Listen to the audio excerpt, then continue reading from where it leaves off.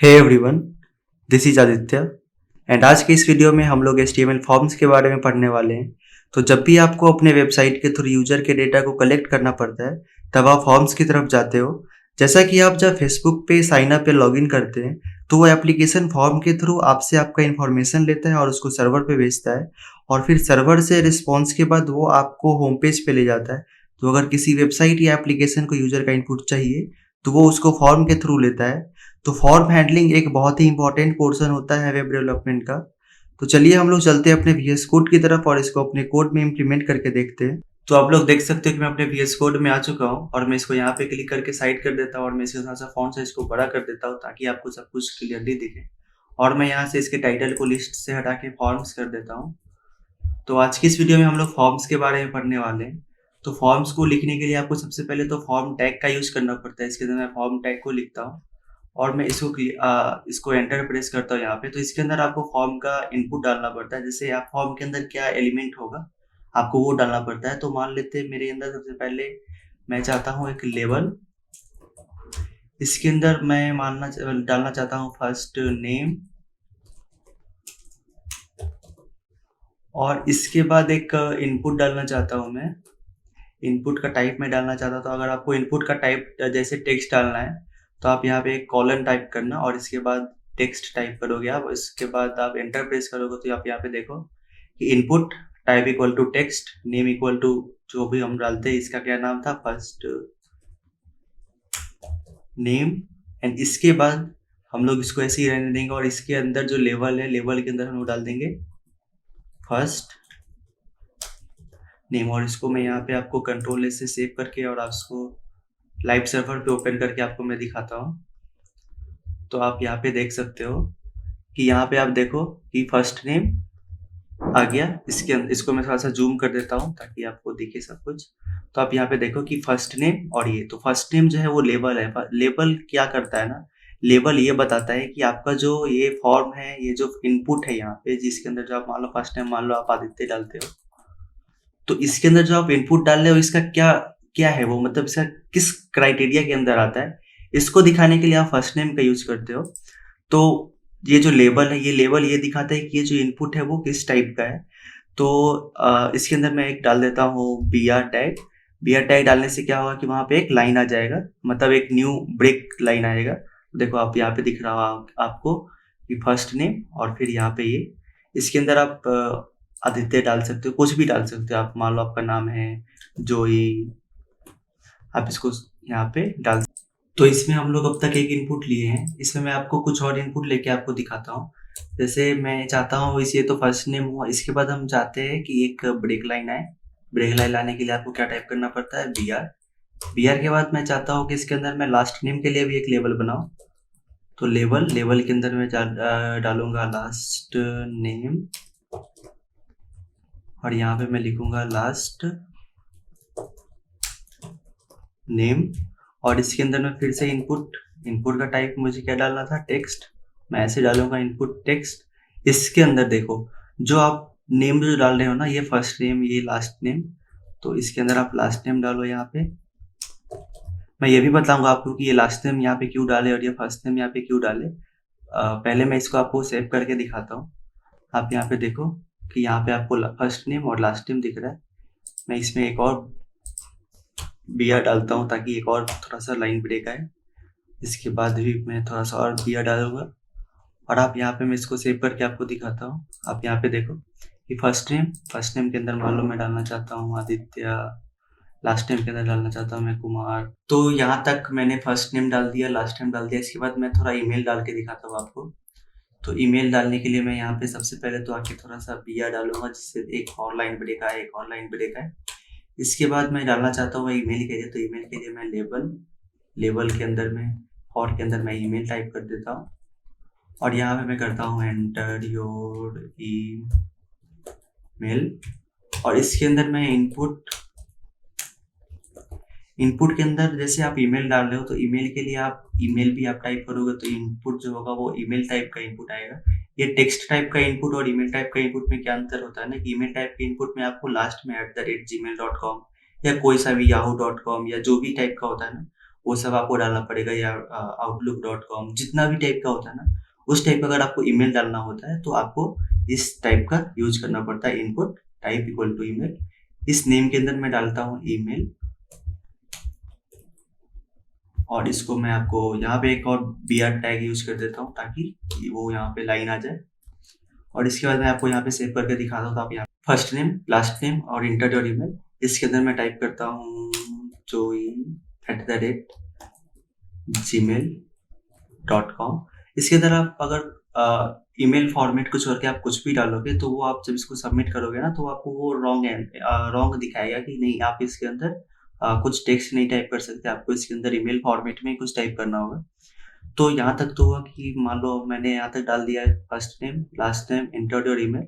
इसके बाद मैं चाहता हूँ इसके अंदर डालना कि फ़ोन नंबर, तो फिर से br, एक और br, ताकि थोड़ा सा स्पेस बना रहे। जैसे देखो यहाँ पे मैंने एक br डाला तो यहाँ से लाइन ब्रेक हुआ, फिर यहाँ पे एक और br डाला तो एक लाइन ब्रेक हुआ। तो इसी तरीके से अगर यहाँ पे भी एक br डालूंगा तो क्या होगा, यहाँ से एक लाइन ब्रेक होकर नीचे आएगा, यहाँ पे फिर से डालूंगा तो फिर से एक लाइन ब्रेक करके नीचे आएगा यहाँ पे। तो इसी को इम्प्लीमेंट करने के लिए मैं 2 बार br यूज कर रहा हूँ बार बार। आप यहाँ पे भी देखो, यहाँ पे भी 2 बार br था, यहाँ पे भी 2 बार br है। और इसके बाद मैं फिर से यहाँ पे क्या करूँगा, लेवल के अंदर मैं मान लो डालना चाहता हूँ फ़ोन, इसके अंदर मैं डालना चाहता हूँ एंटर योर फ़ोन नंबर। इसके बाद इसके लिए जो इनपुट होता है वो होता है नंबर। एंड इसके बाद ये जो नेम है, नेम के अंदर मैं क्या डालूंगा यहाँ पे फ़ोन, और इसको मैं आपको सेव करके दिखाता हूँ। इससे पहले सेव करने से पहले मैं इसमें एक और br टैग यूज करता हूँ ताकि वो वहाँ पे भी लाइन ब्रेक हो जाए। इसको मैं आपको कंट्रोल से सेव करके दिखाता हूँ। और आप यहाँ पे देखो एंटर योर फ़ोन नंबर, आप इसके अंदर डाल सकते हो 4 5 6 7 8 9 10, जितना भी आपका फ़ोन नंबर है वो डाल सकते हो इसके अंदर। तो यहाँ तक तो हम लोगों ने देख लिया कौन कौन सा टाइप इनपुट का, text, email, phone number, phone मतलब जो वहाँ पे नंबर होगा वो।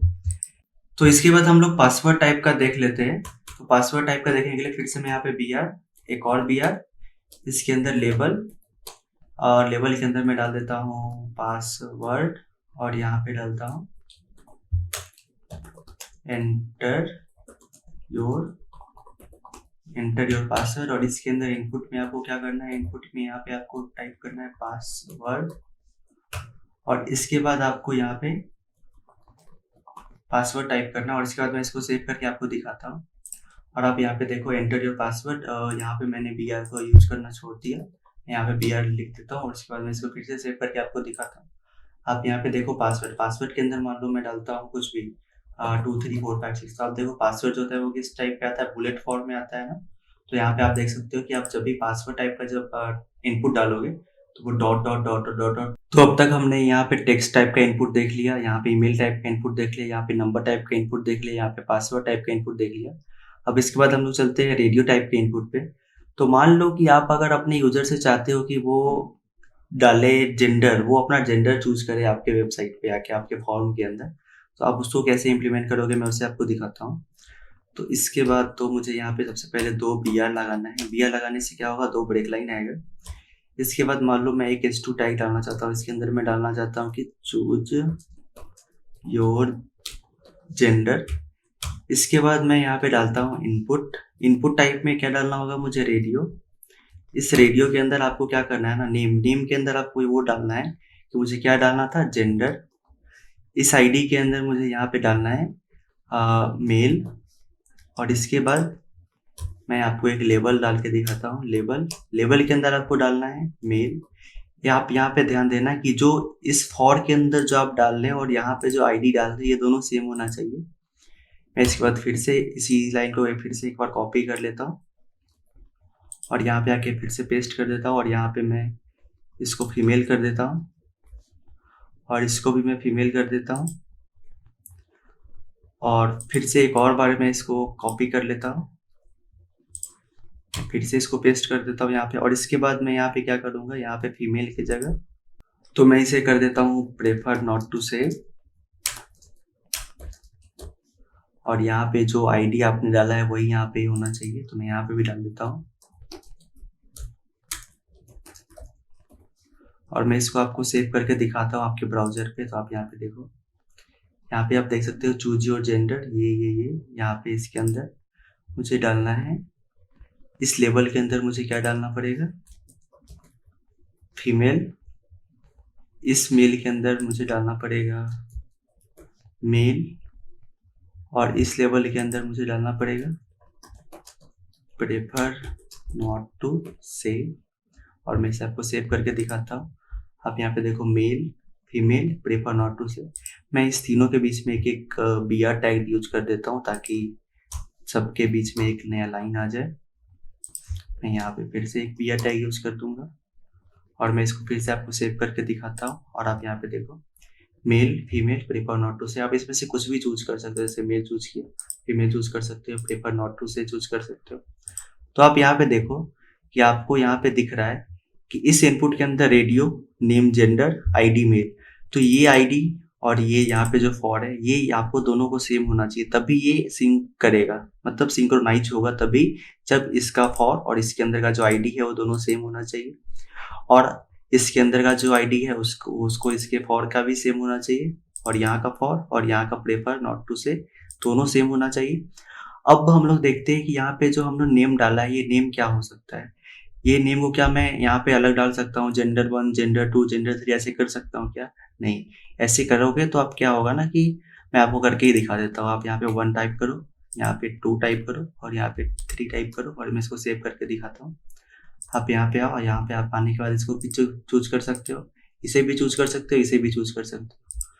तो अगर मैं यहाँ पे सिर्फ एक रखूंगा ना, सिर्फ एक टाइप का रहेगा अगर नेम, तो क्या होगा कि आपको वहाँ पे ऑप्शन देगा कि आप इन तीनों में से चूज करो।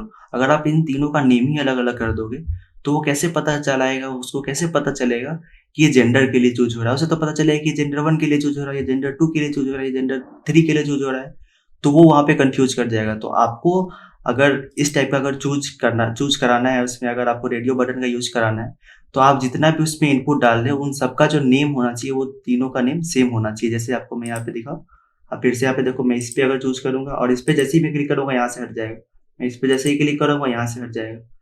तो ये नेम के अंदर जो होता है ना वो सिर्फ सेम होना चाहिए, तीनों में सेम होना चाहिए, तभी आपका काम करेगा।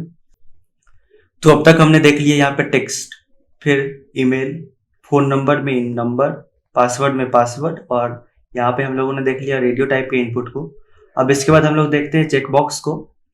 तो चेकबॉक्स को देखने के लिए मैं आपको यहाँ पे H5 के अंदर मैं डालता हूँ व्हाट इज 2 + 2,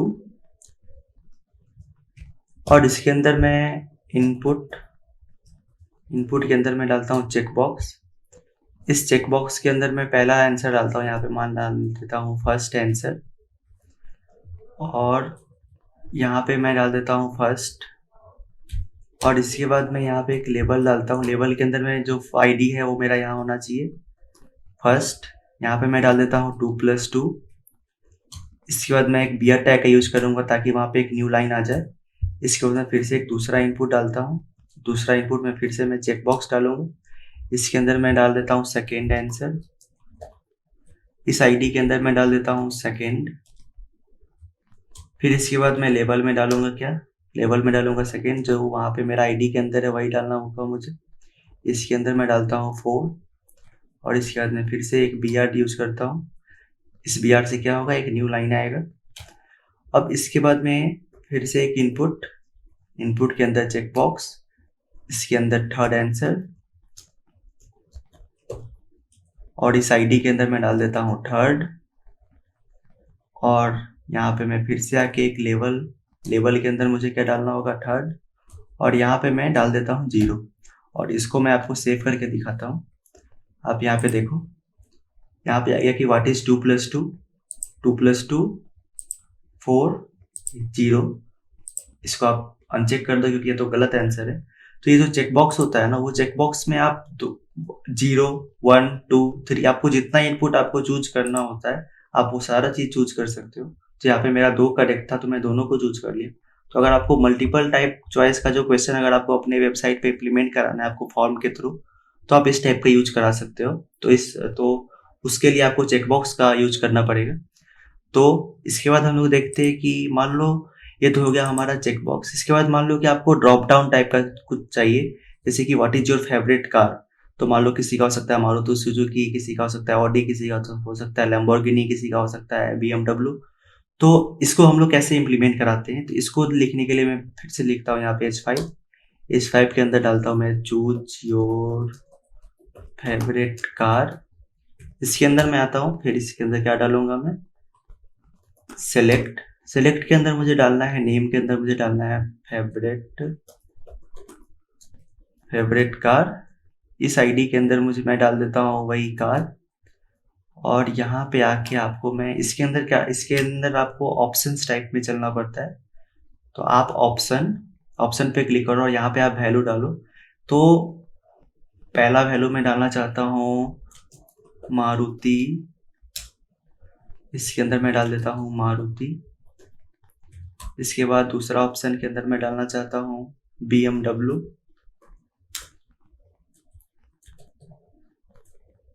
तीसरी ऑप्शन के अंदर मैं डालना चाहता हूँ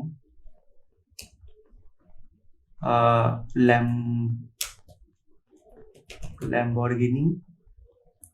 और यहाँ पे मैं फिर से डाल देता हूँ लैम्बोर्गिनी, और इसको मैं आपको सेव करके दिखाता हूँ।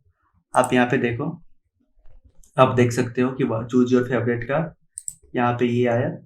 तो मैंने यहाँ पे सिलेक्ट को यहाँ पे लिखा था, मुझे इसे नीचे लिखना है, मैं इसे यहाँ से हटा के नीचे लिख देता हूँ और मैं इसे आपको सेव करके दिखाता हूँ। आप यहाँ पे फिर से देखो, चूज योर फेवरेट कार, इसके अंदर आप देखो BMW, आप लैम्बोर्गिनी, आप किसी टाइप का भी चूज कर सकते हो जो आपने यहाँ पे डाला। तो इसके बाद मान लो आप कि अगर आपको यहाँ पे इस मारुति को, BMW को और लैम्बोर्गिनी में से आप किसी एक को नहीं, आप 2-3 को सिलेक्ट करना चाहते हो, तो आप उसे कैसे सेलेक्ट कर सकते हो मैं आपको वो बताता हूँ।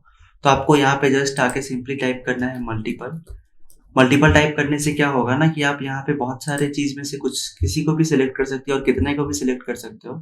तो मैं आपको यहाँ पे इसको सिलेक्ट करके दिखाता हूँ, फिर इसको सिलेक्ट करके दिखाता हूँ और इसे भी सिलेक्ट कर सकता हूँ। अगर मुझे मान लो इसे डिसेलेक्ट करना है तो मैं इस पर क्लिक करूँगा तो डिसेलेक्ट भी हो जाएगा। तो अगर आपको बहुत सारे चीज लिस्ट में से कुछ लिस्ट चाहिए, जैसे मान लो कुछ आपके पास 4 है, अगर आप उसमें से 2 को सिलेक्ट करना चाहते हो तो आप यहाँ पे मल्टीपल का यूज कर सकते हो। तो इसके बाद आप यूजर से चाहते हो कि वो आपके किसी पोस्ट पे कमेंट टाइप करे, तो उसके लिए आप यूज कर सकते हो टेक्स्ट एरिया का। तो मैं यहाँ पे H5 के अंदर पहले तो लिखता हूँ राइट योर कमेंट। इसके बाद मैं यहाँ पे एक टेक्स्ट एरिया लिखूंगा, टेक्स्ट एरिया के अंदर मैं इसमें डालता हूँ कमेंट।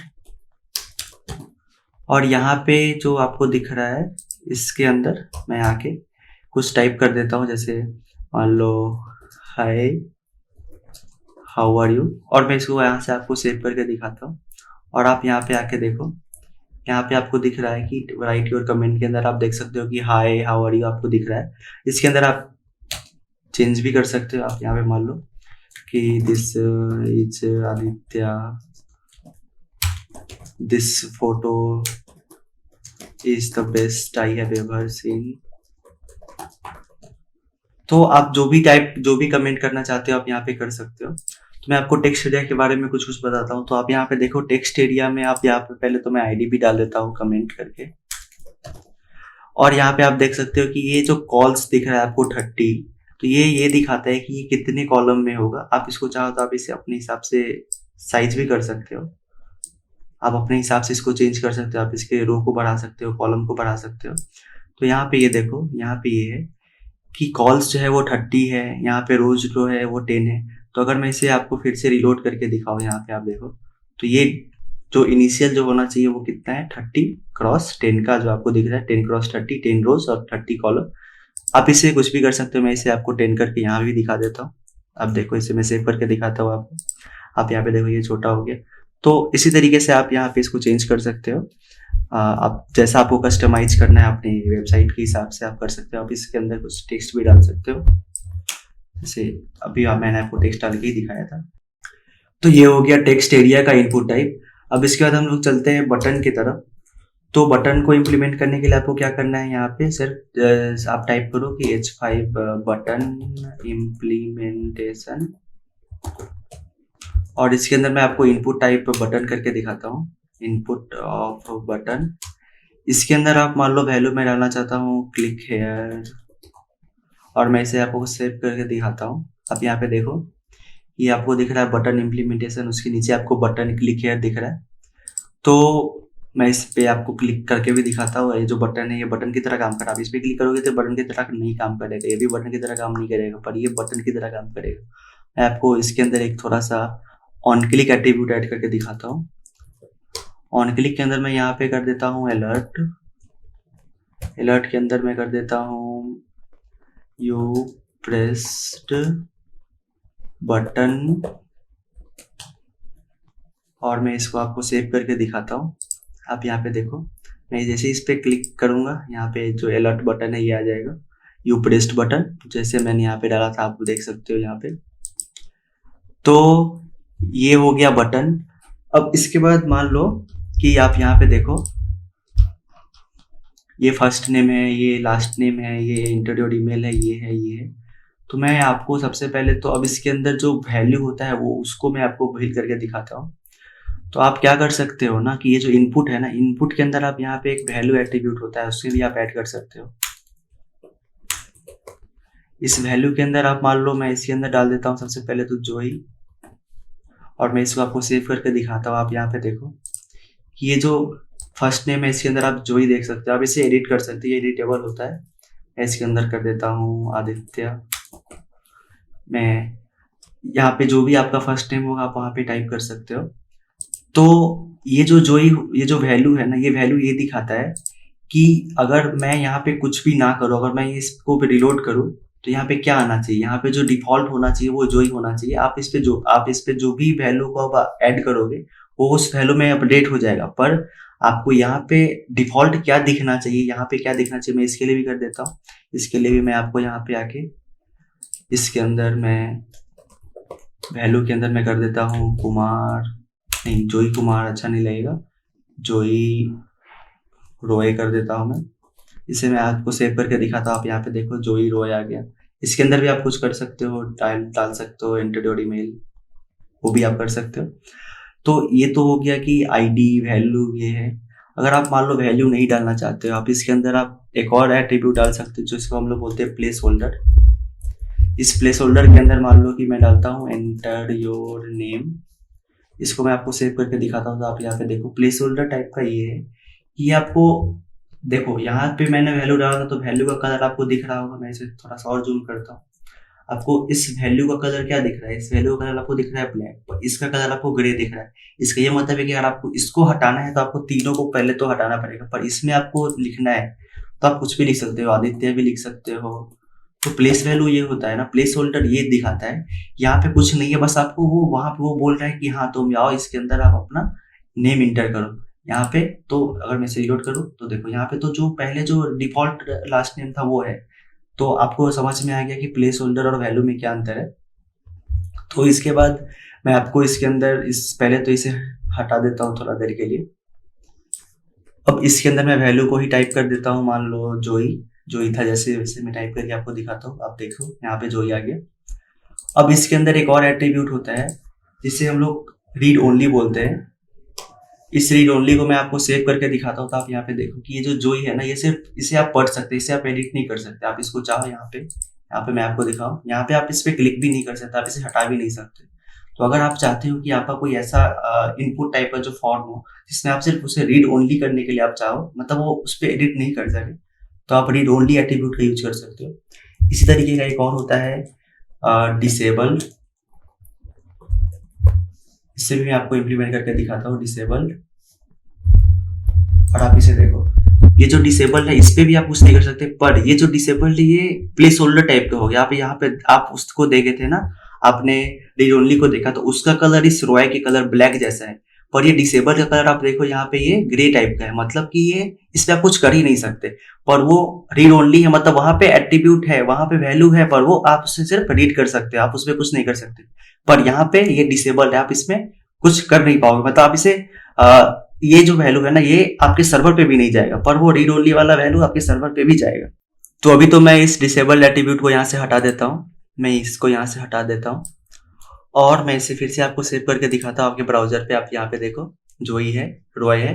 अब मान लो कि आप चाहते हो ऐसा कि देखो अभी आप इसको, जब मैं फिर से इसको रिलोड करके आपको दिखाऊं तो आप देखो यहाँ पे सिर्फ आपको बस एक डिब्बा दिख रहा है, डिब्बा दिख रहा है, डिब्बा दिख रहा है, डिब्बा दिख रहा है, डिब्बा दिख रहा है, फिर यहाँ पे भी कुछ नहीं, आपको कुछ सेलेक्ट करके नहीं दिखा हुआ, यहाँ पे भी कुछ सेलेक्ट करके नहीं दिखा हुआ, यहाँ पे भी कुछ सेलेक्ट करके नहीं दिखा हुआ। आप चाहते हो कि कोई भी अगर आपके इस फॉर्म वाले पेज पे क्लिक करे और उस क्लिक करते ही उसको ये तो दिखे कि हाँ आपको उसको इनपुट कहाँ करना है। ऐसे इसमें मुझे तो पता नहीं चल रहा ना कि इनपुट कहाँ पे करना है, ये तो सिर्फ लिखा हुआ है कि हाँ जो ये कोई एक बिगिनर आता है, कोई एक जिसे पता नहीं है कि कुछ करना है, उसे कैसे पता चलेगा कि मुझे यहीं पे टाइप करना है। तो उसके लिए हमारे पास एक एट्रीब्यूट होता है जिसको हम लोग ऑटो फोकस बोलते हैं। तो चलिए मैं आपको ऑटो फोकस कैसे यूज करते हैं उससे मैं दिखाता हूँ।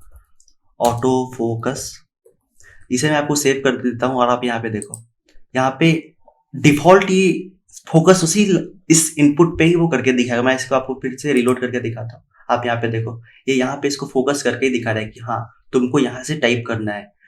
आप देखो, मैं इसमें भी आपको फोकस, इससे में से हटा के मैं इसके नीचे वाले में कर देता हूँ, इस रोए वाले में कर देता हूँ।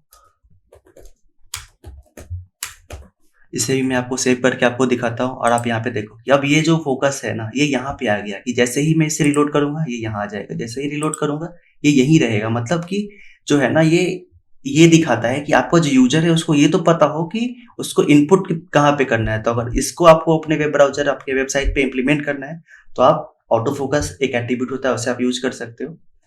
तो हम लोग चलते हैं कि अब मान लो हमने तो पूरा फॉर्म का डेटा बना लिया, इसे हम लोग सबमिट कैसे करेंगे। तो सबमिट करने के लिए एक इनपुट टाइप आता है सबमिट। तो चलिए हम लोग उसको इम्प्लीमेंट करके देखते हैं। तो इसके लिए मैं सबसे पहले तो नीचे आ जाता हूँ। इसके बाद मैं एक मान लो एक इनपुट डालता हूँ, इनपुट टाइप के अंदर मैं डालूंगा सबमिट। और मैं पहले तो यहाँ पे वो बटन था ना, तो मैं इसे BR से एक ब्रेक लाइन, BR से दूसरा ब्रेक लाइन डाल देता हूँ और मैं इसको सेव करके आपको दिखाता हूँ। आप यहाँ पे देखो, यहाँ पे आपको दिख रहा है सबमिट, यहाँ पे सबमिट बटन है, पर मैं इसमें कुछ वैल्यू नहीं डाला था तो इसके अंदर कुछ नहीं दिख रहा है। मैं इसके अंदर इसमें वैल्यू डाल देता हूँ सबमिट। मैं इसको सेव करके आपको दिखाता हूँ। यहाँ पे आप देखो, यहाँ पे सबमिट दिख रहा है। आप जैसे ही सबमिट पे क्लिक करोगे तो ये जो आपका जो डेटा लेके, जो आप इसमें भरे रहोगे पूरा डेटा, वो डेटा लेके आपको ये सर्वर पे भेज देगा। तो यहाँ तक तो हो गया कि हाँ हमारा इनपुट टाइप कौन सा है, फॉर्म में कैसे कैसे हम लोग उसको इम्प्लीमेंट कर सकते हैं, क्या क्या हम उसमें अपने फॉर्म को अच्छा बनाने के लिए कर सकते हैं। अब हम लोग देखते हैं कि ये जो मेरा फॉर्म है, ये फॉर्म काम कैसे करता है।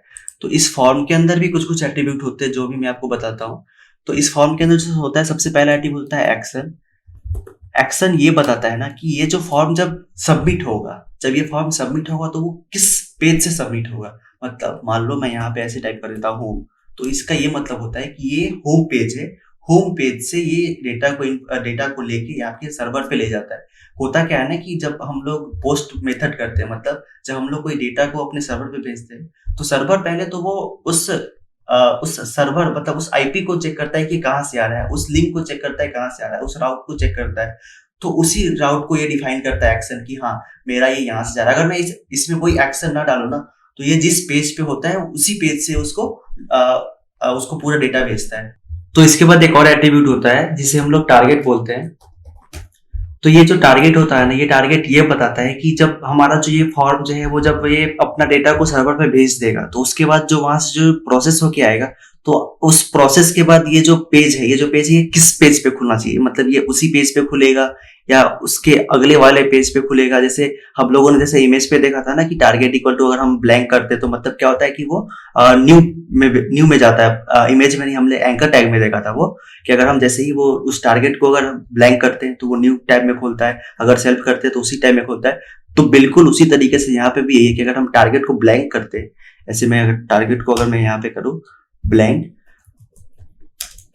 तो इससे क्या होगा ना कि इसे जो जब रिस्पॉन्स करके आएगा, जब रिस्पॉन्स करके सर्वर से हमारे इस होम पेज पे आएगा, जिस पेज पे हम भेज रहे हैं, तो वो अब ये बताए कि हाँ अभी तुम्हारा काम हो गया, अब इसके बाद तुम्हें कहाँ जाना है। तो उसके लिए ये टारगेट का काम। तो इसके बाद एक और एट्रीब्यूट आता है जिसे हम लोग मेथड बोलते हैं। ये मेथड ये दिखाता है कि आप जब ये फॉर्म को जब बना रहे हो तो इसके अंदर जो ये क्या करेगा, ये जो मेथड है ये ना, ये पोस्ट करेगा। मतलब ये जो डेटा को ये क्या करेगा सर्वर पे।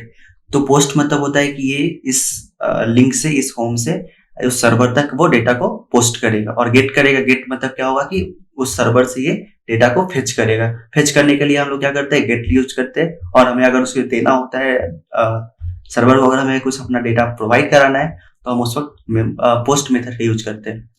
तो आज की इस वीडियो के लिए इतना ही। I will see you in the next one.